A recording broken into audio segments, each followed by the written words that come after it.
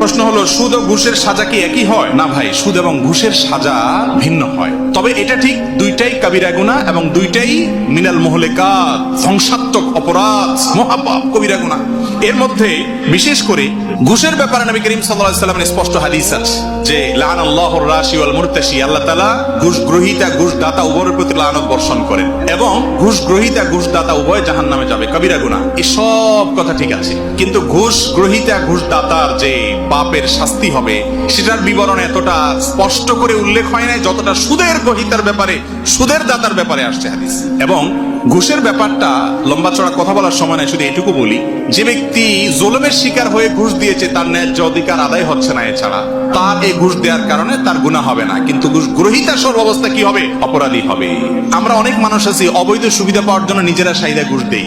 ঘুষ যে খায় ওই বেচারা চাওয়াও লাগে না, তার আগে আমরা চাহিদা দেই, কারণ 5 দিনের কাজ একদিনে করাইতে চাই। এই রোগটা আমাদের মধ্যে আছে না নেই? এগুলো সব হালাল না হারাম? স্পষ্ট হারাম, কিন্তু আমরা অনেকে করি, নামাজ কালাম পড়েও করি, বুঝি না যেটা পাপ করছি।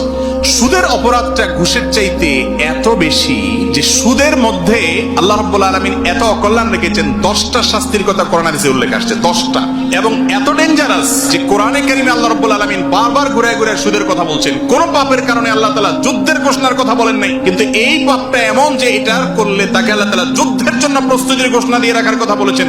হাদিসে আসছে নবী সাল্লাল্লাহু আলাইহি ওয়াসাল্লাম বলেছেন, কিয়ামতের দিন আপনার সুদখোর এবং সুদদাতাকে আল্লাহ তাআলা, সুদের কারবারিকে বলবেন যে দুনিয়াতে ঘোষণা দেওয়া ছিল তোমার সাথে যুদ্ধের, প্রস্তুত হও এখন লড়াইয়ের জন্য।